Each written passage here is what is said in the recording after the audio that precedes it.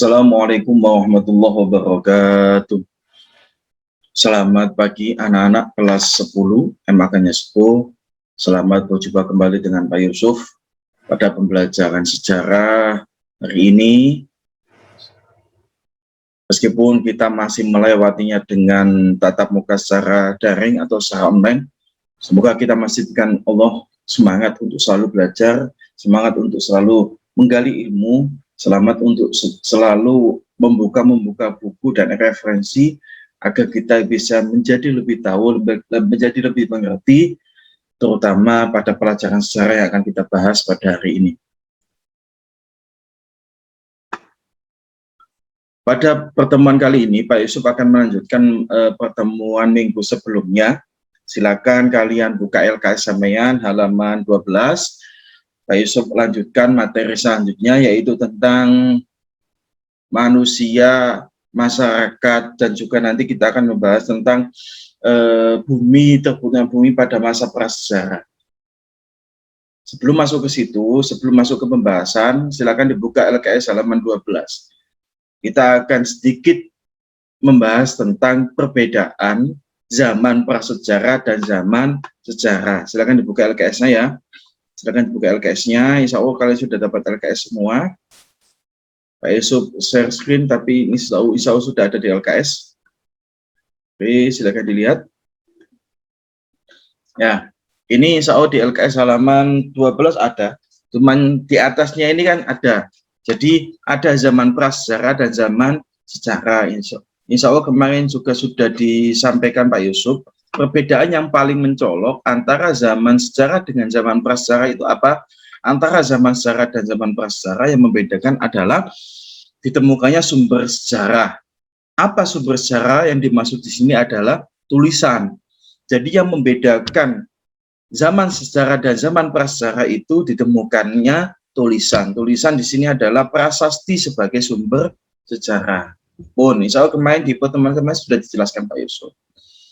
Nah, di LKS sampean ada di sini adalah penelitian zaman prasejarah atau ilmu-ilmu bantu yang biasanya digunakan oleh para sejarawan untuk menggali peristiwa-peristiwa sejarah, menggali peristiwa yang terjadi pada masa lampau, baik yang berhubungan dengan material atau benda, atau berhubungan dengan cerita atau sumber orang atau sumber manusia. Yang pertama adalah arkeologi. Arkeologi itu apa? Arkeologi itu adalah ilmu yang mempelajari sejarah material makhluk hidup. Melalui ilmu ini dapat diketahui informasi-informasi yang berhubungan dengan kehidupan sejarah pada masa lalu, termasuk pada zaman prasejarah atau praaksara. Informasi tersebut diperoleh dari kajian sistematik terhadap benda-benda kuno yang ditemukan seperti artefak dan ekofak. Jadi arkeologi itu ilmu yang mempelajari material bentuk bendanya yang digunakan oleh makhluk itu pada zaman lalu. Makanya ilmu ini biasanya meneliti tentang benda-benda arkeologinya, benda-benda prasejarahnya. Bahkan di beberapa kampus, terutama di Jakarta itu ada jurusan arkeolog, itu juga ada. Jadi jurusan yang menganalisis tentang benda-benda prasejarah. Contoh misalkan gini, saya mau meneliti tentang batu atau hasil kebudayaan candi yang ada di Candi Borobudur misalkan. Itu menggunakan ilmu arkeologi. Bisa itu. Saya mau meneliti tentang prasejarah misalkan, kemudian berundak pakai apa ya? Pakai arkeologi juga bisa. Ya, itu jadi ilmu bantu yang pertama adalah ilmu arkeolog. Ini yang biasanya digunakan para sejarawan, itu ilmu arkeologi ini. Yang kedua ilmu geologi. Ilmu geologi itu ilmu pengetahuan alam yang khusus mempelajari tentang bumi.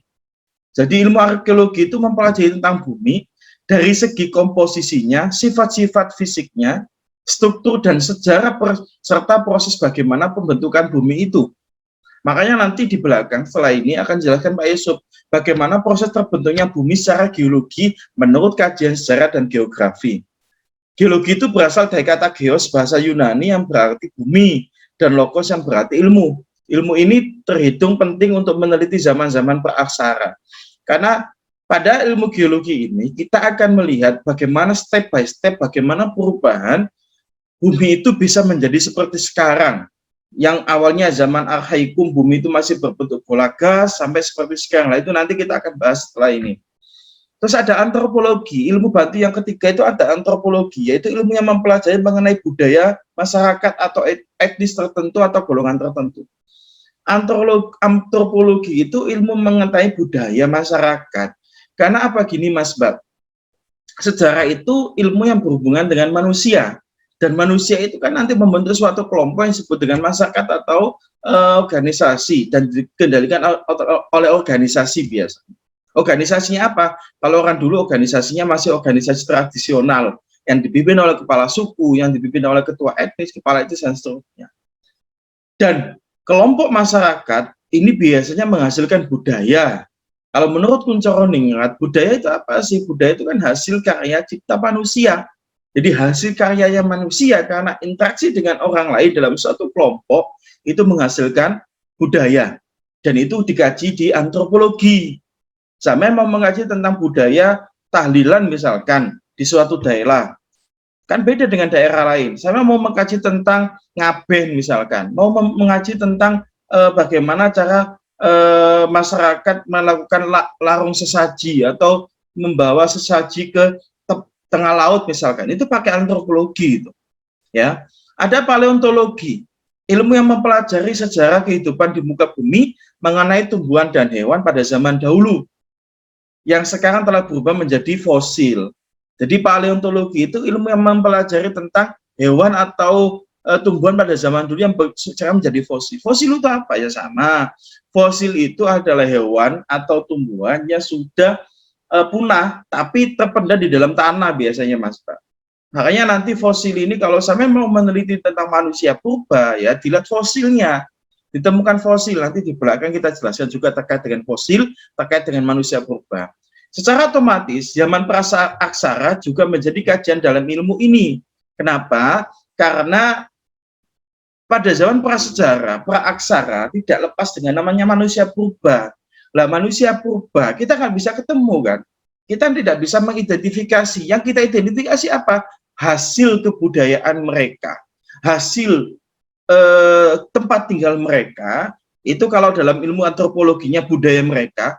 Kalau kita melihat struktur tubuhnya, kita melihat hewan yang tinggal pada masa itu dari mana? Yaitu dari ilmu paleontologi atau kita melihat fosilnya. Oke, itu. Terus ada ilmu biologi, ilmu yang secara khusus mempelajari tentang aspek fisik kehidupan pada makhluk hidup. Apa berguna Pak biologi? Berguna. Ya, berguna juga. Nanti juga ada ilmu bantu yang lain apa? Numismatik. Numismatik itu ilmu yang mempelajari tentang mata uang. Jadi kalau misalkan sampean mau mengidentifikasi mata uang ini dari kerajaan apa, mata uang ini dari pemerintahan Belanda apa Inggris, dari Jepang atau dari kolonial Belanda, itu dari mana? Dari ilmu kita yang disebut dengan ilmu numismatik, ilmu yang mempelajari dengan mata uang. Oke, itu tambahan di bawahnya ada. Jadi sumber-sumber penelitian ada fosil. Nanti juga kan fosil itu biasanya berbentuk hewan atau tulang belulang atau sisa-sisa manusia purba dalam bentuk hewan, ya. Makanya ada salah satu teori menyebutkan, ya teori ini pendapat ini lemah sih. Hewan atau tumbuhan yang tertimbun tanah secara selama beratus-ratus tahun, berabad-abad tahun, akhirnya membentuk suatu senyawa atau molekul akhirnya menjadi gumpalan minyak. Ya katanya seperti itu. Makanya minyak itu rata-rata ditemukan di pinggir pantai, rata-rata loh Mas Mbak. Tapi kan ada yang ditemukan di tidak di pantai, seperti di Bunjurgoro itu kan tidak di pantai. Tapi rata-rata di sini kan ditemukan di tepi pantai atau di tepi laut. Kenapa seperti itu? Karena fosilnya itu berasal dari apa? Dari sisa-sisa kenyokan modinger atau sisa-sisa kerang atau seafood yang tertimbun tanah. Itu salah satu pendapat, ada yang mengatakan seperti itu. Bon ya, wes ini yang ada di LKS halaman 12 dan 13. Selanjutnya saya buka juga LKS halaman 13 bawah. Kita akan membahas tentang apa namanya terbentuknya kepulauan Indonesia. Nah ini yang sampaikan Pak Yusuf tadi. Kita membahas tentang bagaimana bumi ini terbentuk, bagaimana prosesnya bumi ini menjadi seperti sekarang. Nah, itu ada kajiannya Mas, ada kajiannya ya. Jadi tidak ujuk-ujuk bumi itu seperti sekarang, enggak, ada prosesnya. Makanya Nah, ini kan ada ilmu geologi. Ilmu geologi seperti tadi disampaikan Pak Yusuf di awal, ilmu geologi itu ilmu yang khusus mempelajari tentang bumi. Ini silakan langsung dibuka LKS sampean halaman 16. Ya, proses evolusi bumi atau proses pembentukan bumi yang membutuhkan waktu yang sangat lama. Makanya disebut dengan evolusi yang membutuhkan waktu yang sangat panjang. Bagaimana step by step-nya? Itu silakan dilihat di sini ada. Oke. Nah, geologi ilmu yang mempelajari lapisan bumi atau ilmu yang mempelajari tentang bumi. Di tahapan geologi ini ada stratifikasi juga, kita melihat stratifikasi ya, kelihatan. Berdasarkan ilmu geologi, bumi itu dibagi menjadi beberapa pembabakan zaman. Ya, beberapa pembabakan zaman. Yang pertama adalah Archaikum, silakan dilihat halaman 16. Ada zaman Archaikum, ada zaman Paleozoikum, ada zaman Mesozoikum, ada masa Neozoikum. Oke, itu halaman 16 ada. Ini adalah step by step pembabakan atau pembagian zaman terbentuknya bumi secara geologi. Oke, kita bahas satu persatu. Silakan dilihat halaman 16. Berdasarkan geologi perkembangan kehidupan di bumi, bumi itu dibagi menjadi 4 zaman. Saya sampaikan Pak Yusuf kan, Archaikum, Paleozoikum, Mesozoikum, Neozoikum, atau Kainozoikum. Yang pertama, pada zaman Archaikum atau Azoikum atau zaman tua, ini terjadi sekitar kurang lebih 2.500 juta tahun yang lalu. Ya, 2.500 juta tahun yang lalu, ada salah satu teori mengatakan bahwa bumi ini masih berbentuk gumpalan gas panas, jadi masih berbentuk zat gas, bukan padat. Ya, kulit buminya masih panas karena masih dalam proses pembentukan. Jadi pada zaman ini, saya ulangi lagi, pada zaman Archaikum, pada zaman tertua yang berlangsung kurang lebih 2.500 juta tahun yang lalu, bumi itu masih berbentuk gumpalan gas panas karena masih dalam proses pembentukan zat padat dan belum ada tanda-tanda kehidupan manusia. Oke? Jadi menurut kajian geologi seperti itu. Silakan dibuka LKS sampean ada. Terus yang kedua, pada zaman Paleozoikum. Pada zaman Paleozoikum atau zaman kehidupan tua berlangsung kurang lebih 340 juta tahun yang lalu. Ya. Pada masa ini bumi sudah mulai padat. Tapi masih belum stabil. Iklimnya berubah-ubah. Curah hujannya besar, sangat tinggi, kadang panas, sangat panas itu. Jadi iklim pada masa ini berubah-ubah sangat drastis. Dan mulai ada tanda-tanda kehidupan, tapi ada tapinya loh ya, tanda-tanda kehidupannya bukan manusia. Apa Pak? Yaitu salah satunya ada mikroorganisme, ada ikan, ada amfibi, ada reptil, dan tumbuhan-tumbuhan ganggang. Pada masa ini ya, belum ada manusia. Saya ulangi lagi, belum ada kehidupan manusia. Kehidupannya adalah kehidupan hewan. Hewannya apa? Hewannya hewan mikroorganisme. Silakan dilihat itu, ya. Ada amfibi, ada reptil, ada tumbuhan ganggang dan lain-lain. Oke ya, Pun, silakan dibaca lagi. Pun, dilanjutkan Pak Yusuf. Ya, disebut dengan zaman primer, zaman pertama. Kenapa? Karena salah satunya itu tadi sudah ada kehidupan, tapi kehidupannya itu belum manusia atau hewan atau mikroorganisme, dan bumi sudah berbentuk bulat atau padat, tapi masih belum stabil atau masih panas, masih hujan, iklimnya berubah-ubah. Ini contoh-contohnya Mbak, ini contoh Mas ya, contoh-contoh dari fosil-fosil yang ditemukan, ya contoh saja. Terlepas benar atau salah ya, namanya contoh kan, ini kan gambar-gambar fosil yang ditemukan berdasarkan pada kehidupan pada zaman itu. Nah, ini gambar-gambar reptil, gambar-gambar amfibi, gambar-gambar ikan-ikan kecil, mikroorganisme. Oke ya. Pada zaman yang ketiga, kita bahas zaman yang ketiga, zaman Mesozoikum. Zaman kehidupan pertengahan. Berlangsung sekitar kurang lebih 140 juta tahun yang lalu. Pada masa ini, iklim sudah mulai membaik. Ya, iklim sudah mulai membaik, namun suhu masih berubah-ubah. Kadang tinggi sekali, kadang rendah sekali. Tapi sudah mulai membaik kondisi iklimnya.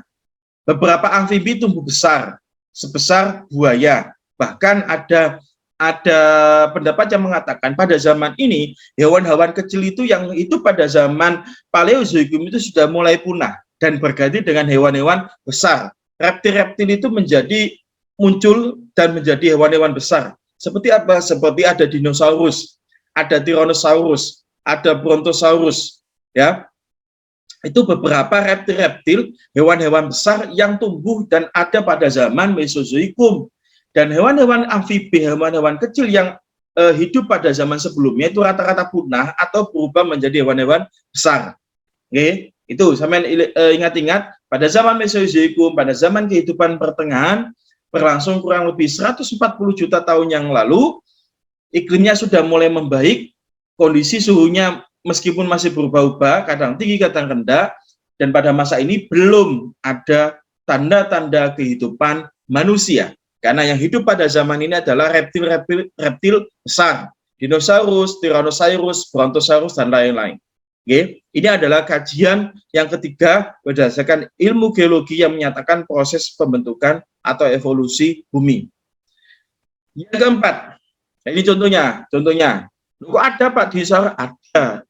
Menurut kajian ilmu geologi ada. Makanya kalau misalkan sampai kapan-kapan ada kesempatan main ke Sangiran, ke Trinil, di Ngawi, di Sragen, di sana kan akan sampai temukan beberapa fosil dinosaurus. Pak Yusuf sih pernah lihat. Atau sampai kalau ke mana itu, ke Maharani Zoo, itu kan ada contoh, ya contoh saja, ini bukan asli Mbak, karena itu kecil.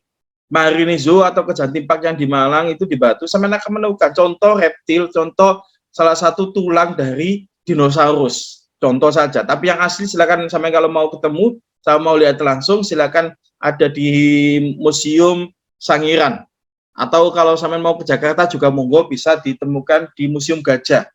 Di Monas agak ke barat sedikit ke selatan itu sampai akan ketemu dengan Museum Gajah.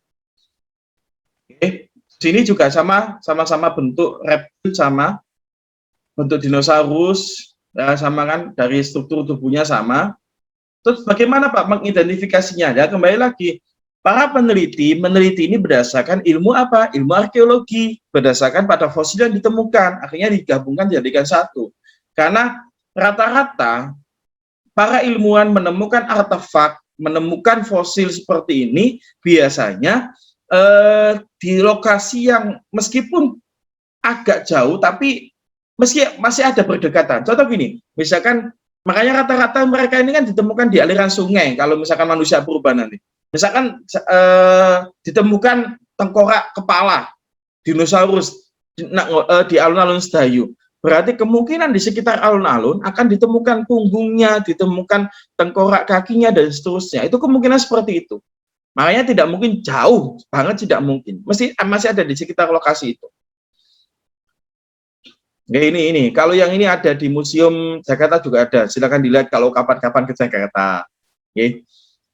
Ya, zaman yang keempat, zaman Neozoikum. Zaman Neozoikum itu zaman kehidupan baru. Pada masa ini, zaman dibagi menjadi dua. Ada zaman tersier, ada zaman kuarter. Zaman ini terjadi kurang lebih 60 juta tahun yang lalu sampai sekarang. Ya, zaman ini saya ulangi lagi, zaman kehidupan baru atau zaman Neozoikum ini berlangsung kurang lebih sekitar 60 juta tahun yang lalu. Dan zaman ini dibagi menjadi dua, ada zaman tersier, ada zaman kuarter. Zaman tersier itu apa, Pak? Zaman tersier itu zaman ketiga, di mana sudah mulai berkembang mamalia. Ingat mamalia kan?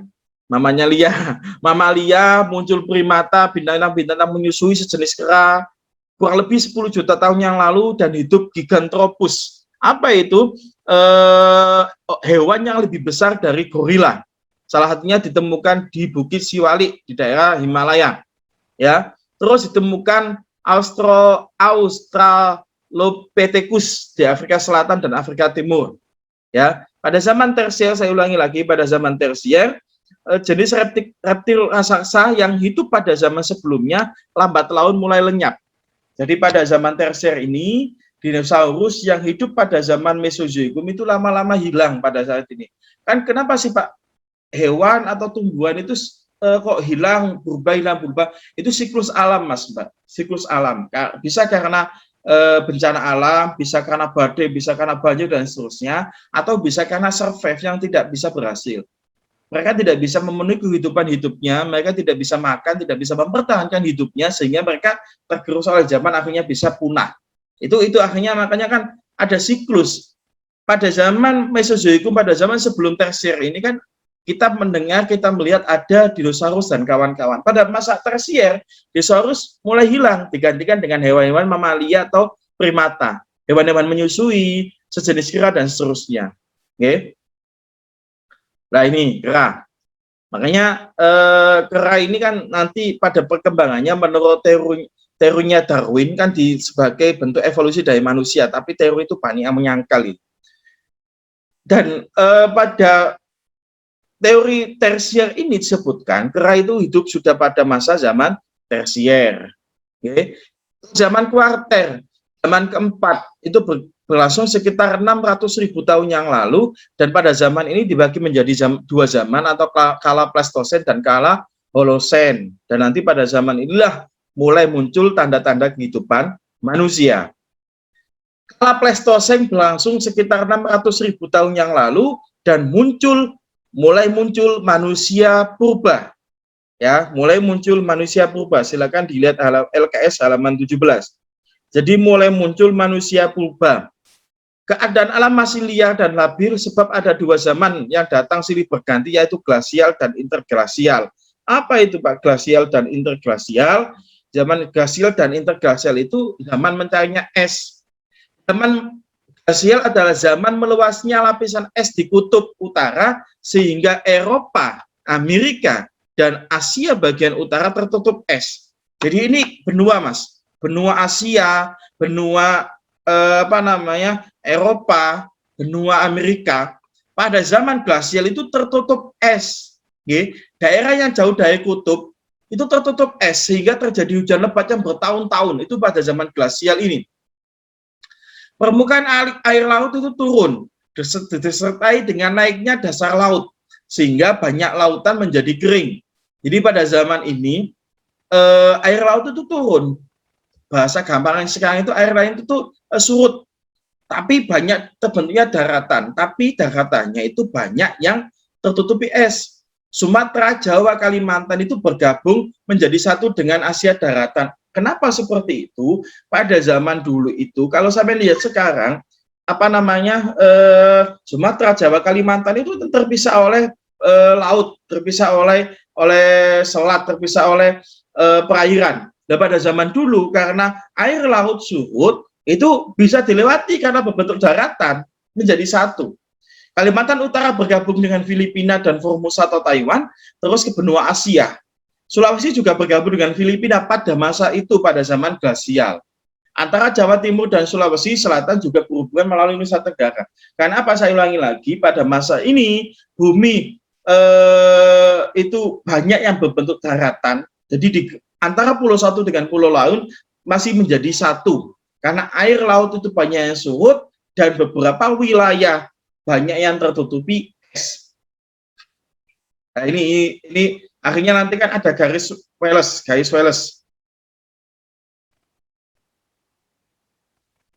Silakan dilihat itu garis Wallace.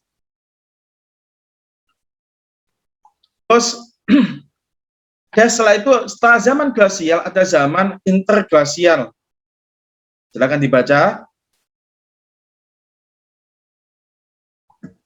Zaman ini zaman di antara dua zaman es. Temperatur naik sehingga lapisan es di kutub dan beberapa lapisan es yang menutupi beberapa wilayah tadi mencair sehingga terjadilah banjir besar di mana-mana. Permukaan air laut yang awalnya tadi surut menjadi pasang kembali, menjadi naik kembali air lautnya, sehingga banyak daratan tadi yang memisahkan, banyak daratan tadi yang menggabungkan wilayah-wilayah pulau tadi menjadi terpisah kembali. selat-selat atau laut-laut tadi yang mengering itu menjadi laut kembali, menjadi selat kembali, sehingga memisahkan Pulau Kalimantan dengan Pulau Jawa, memisahkan Sulawesi dengan Jawa dan seterusnya. Pun nggih? Oh, dipahami, dipahami.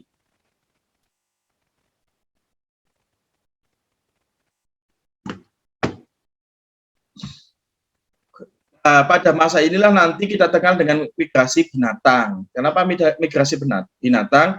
Pada masa ini nanti ada perpindahan binatang atau manusia dari Asia ke Jawa, dari Asia ke Nusantara dan seterusnya. Itu nanti akan kita jelaskan di pertemuan-pertemuan selanjutnya. Oke, ini garis Welles, nanti silakan dilihat lagi.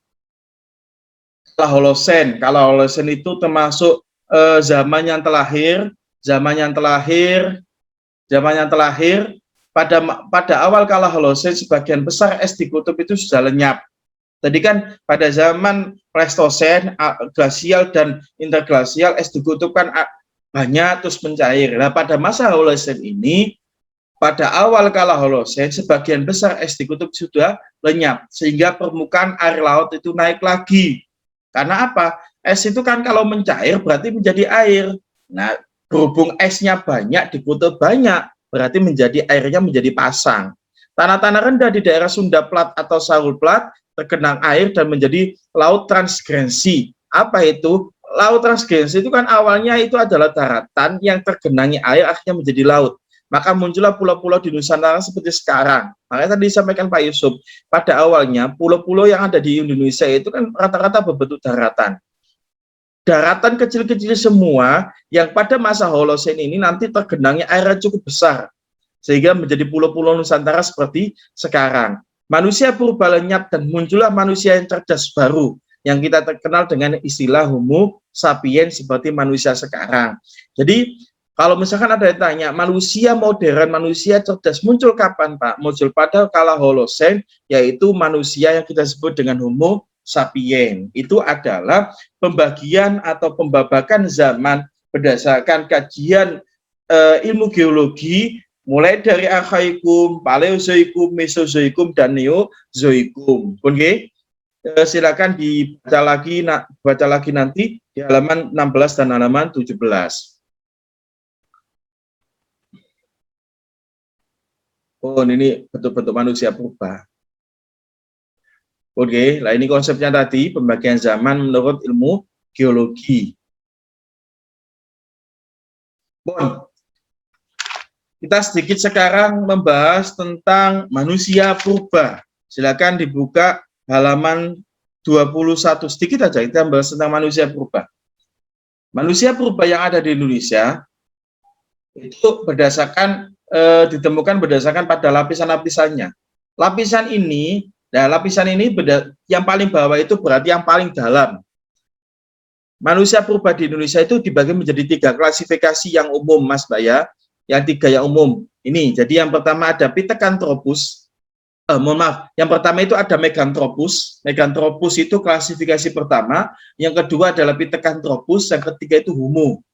Ya, yang ketiga itu Homo. Jadi klasifikasinya, Meganthropus itu ada 1 jenis, Meganthropus paleojavanicus. Saya ulangi lagi, Meganthropus paleojavanicus yang ditemukan di daerah Sangiran. Terus ada Pithecanthropus. Pithecanthropus itu ada beberapa pendapat. Ada Pithecanthropus robustus, ada Pithecanthropus erectus, ada Pithecanthropus tubius, tapi ini jarang. Ada Pithecanthropus mojokertensis. Ada Homo itu ada Homo javanensis, tapi jarang disebut. Ada Homo soloensis, ada Homo sapiens. Ya, ini adalah jenis-jenis manusia purba. Ini konsepnya, akan dilihat Pithecanthropus ditemukan oleh Du Bois. Temuannya apa? Berupa fosil tengkorak, di mana ditrenil pada tahun 1890 dan seterusnya. Oke, ini silakan dilihat. Nah, ini ada petanya, Mas, Mbak. Peta di mana manusia purba ditemukan yang ada di Indonesia. Ini ditemukannya tengkorak-tengkorak seperti ini. Nggak mungkin ditemukan secara utuh, nggak mungkin. Ya, Manusia purba ini ditemukan secara terpisah-pisah. Pun, yang pertama kita bahas sedikit aja. Meganthropus paleojavanicus. Ya, Meganthropus paleojavanicus ditemukan oleh von Koningsleit yang disaingi Iran. Bahkan Meganthropus ini disebut sebagai manusia pertama yang ada di Pulau Jawa. Kenapa? Dia ditemukan di lapisan tanah paling bawah, badannya yang tegap dan rahangnya yang besar dan kuat. Keterangannya di situ silakan dilihat, hidup dengan mengumpulkan makanan atau food gathering. Karena mereka Meganthropus ini kan manusia sangat kuno, jadi mereka masih food gathering atau mencari makanan. Oke. Itu Meganthropus paleojavanicus, manusia pertama yang ada di Pulau Jawa yang berbadan besar tegap. Pun. Terus ada Pithecanthropus mojokertensis. Dari namanya sudah jelas bahwa manusia purba ini ditemukan di Mojokerto. Iya, ditemukan di Mojokerto. Jelas kan Mojokertensis di lapisan Pleistosen bawah, berupa fosil anak-anak berusia 5 tahun. Oke, berbadan tegap, mukanya menonjol ke depan. Silakan dilihat di tengkoraknya, kepalanya itu kelihatan. Terus Pithecanthropus robustus ditemukan di aliran Bengawan Solo, di daerah Ternil. Terus ada Pithecanthropus erectus. Erectus ini tidak ditemukannya oleh Du Bois di Ternil juga. Silakan dilihat.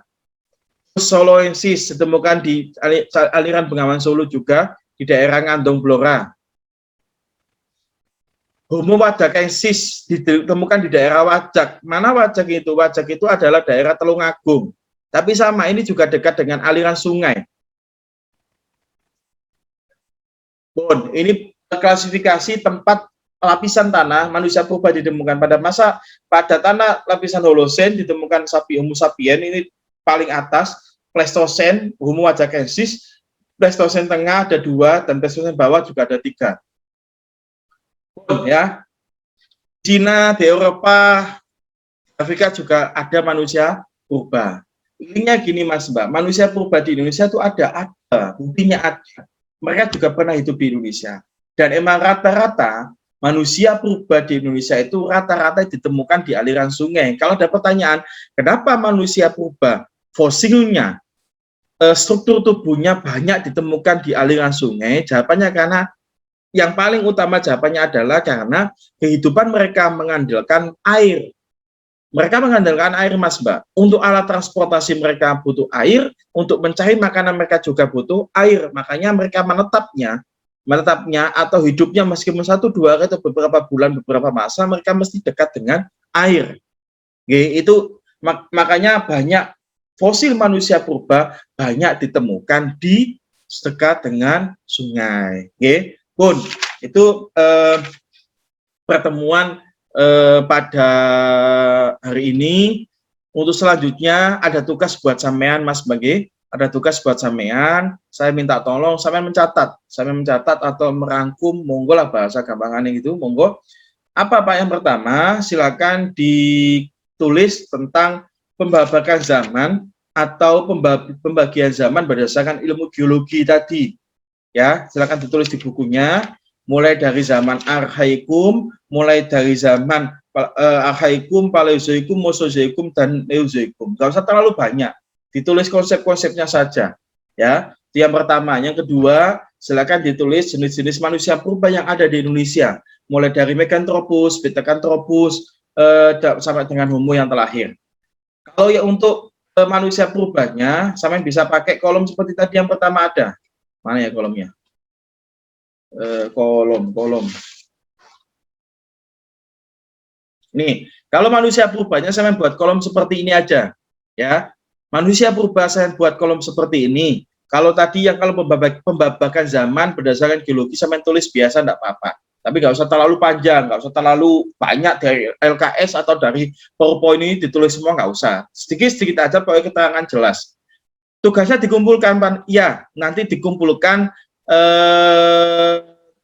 di e-learning. Nanti diinformasikan Pak Yusuf kapan mengumpulkannya. Yang pasti dikumpulkannya 24 jam dari Pak Yusuf menjelaskan materi ini. Oke, nanti mengumpulkannya, tugas sampean silakan difoto, dikasih nama, dibentuk ke PDF, setelah itu nanti dikirim dimasukkan ke e-learning. Oke, nanti dikasih tahu Pak Yusuf kapan harus kumpulkannya. Ya, nanti kalau ada yang ditanyakan atau kurang paham, silakan tanya Pak Yusuf, ketua kelasnya monggo atau sekretarisnya kalau mau tanya monggo. Oke, tetap semangat. Kalau misalkan tidak ada kendala yang sangat berarti, tolong tugasnya dikerjakan ya. Silakan dibuka LKS-nya, dibuka buku pendampingnya, silakan didengarkan penjelasan Pak Yusuf dari YouTube ini atau dari media ini. Silakan nanti dibuka PPT atau PowerPoint yang insya Allah akan di-share Pak Yusuf di e-learning. Nanti kalau ada yang kurang paham, ada yang mau ditanyakan, monggo. Silakan nanti chat Pak Yusuf, baik lewat ketua kelas atau sekretaris kelas. Oke, Pak Yusuf berharap tugas ini dikerjakan semaksimal mungkin.